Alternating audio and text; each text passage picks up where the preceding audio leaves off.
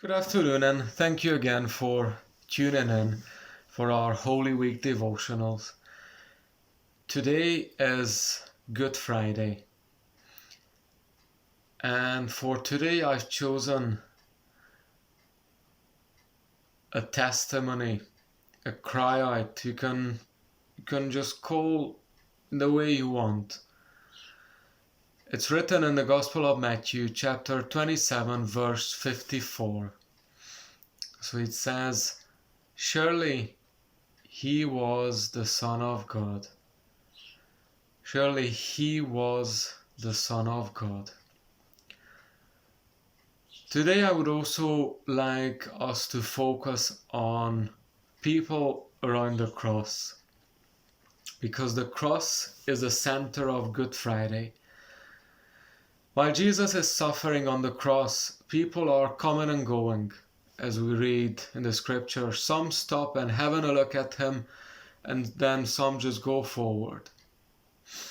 Throughout the history, whenever there was a public execution, there are usually 3 or 4 types of human reactions. There was always a crowd who just passed by, who just wanted to see some, let's just call it entertainment. But just think about the medieval ages, and who were also happy to throw a few rotten tomatoes at the people dying.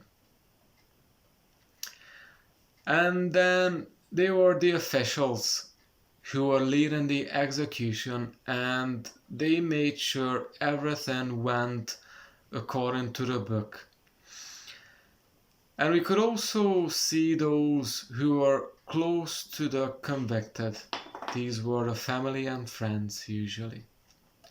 If we look at the Good Friday happenings, we see the same sort of people. Very similar human reactions. We can see the crowd. First group, who are the ones who are just passing by, who had nothing else to do. That's why they are so near to the cross. They just wanted to see what's going on. Some just came for this reason, and some just came to see, as we read in Matthew 27 verse 40, "You are the one who is going to destroy the temple and build it in 3 days. Well, save yourself. Come down from the cross if you are the Son of God." We can ask, why are these people there? According to the scriptures, that Jesus' death happened around 3 p.m. on Friday. His suffering started close to midday, when it was probably the warmest part of the day. The location was the mountain of Golgotha, or the place of the skull. This was the place of doing executions, and this was outside the city.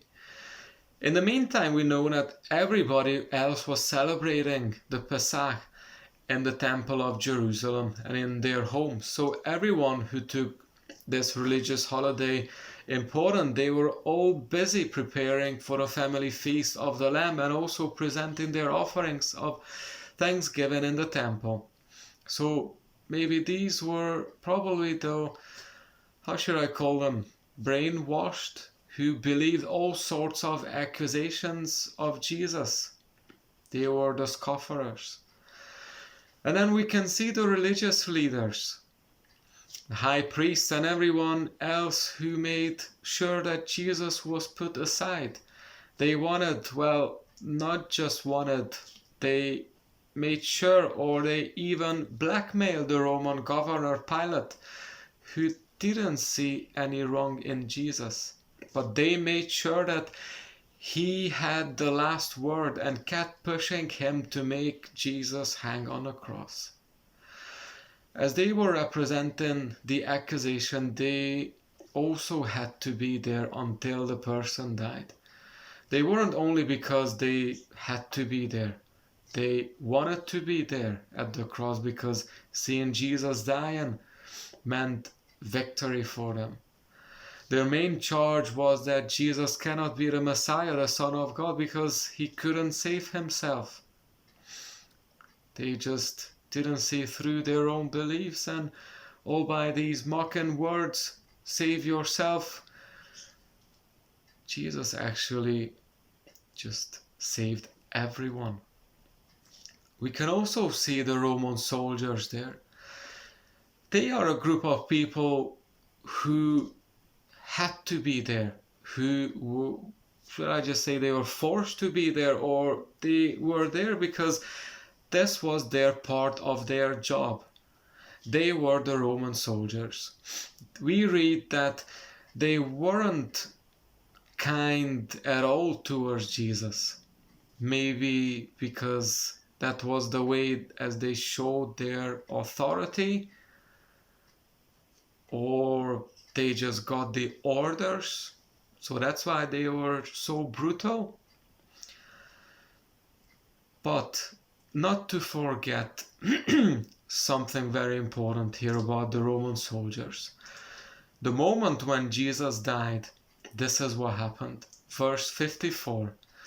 When the centurion and those with him who were guarding Jesus saw the earthquake and all that had happened, they were terrified and exclaimed, "Surely he was the Son of God." That's why I chosen this reading for today. He said everything. He had faith. Friends, what a faithful exclamation. We've done what we've done. Previously, we had to do it, whatever. But it all changed. Because now we know that he was the Son of God. And then we see those near Jesus, the women, some of Jesus' followers. Most of the disciples just ran away in their fears. The core group. They are there because by their presence, they make the confession, "I belong to Jesus." They are not shouting, not mocking, just mourning quietly and faithfully. The passage of Good Friday speaks about how Jesus gave himself to everyone. For all these groups, salvation, faith was offered. He shed his blood for everyone, for you and for me. So let us now quietly say a word of thanks to Jesus for offering his grace and for his love to us. Amen. So we can pray now together the words of a well-known hymn, and if you don't want to pray it, you can sing it.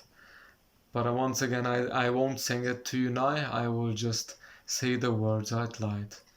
It's called "When I Survey the Wondrous Cross." When I survey the wondrous cross on which the Prince of Glory died, my riches gain I count but loss, and pour contempt all my pride. Forbid it, Lord, that I should boast, save in the death of Christ my God. All the vain things that charm me most, I sacrifice them through his blood. See from his head, his hands, his feet, sorrow and love flow mingled down. Did o'er such love and sorrow meet, or thorns compose so rich a crown?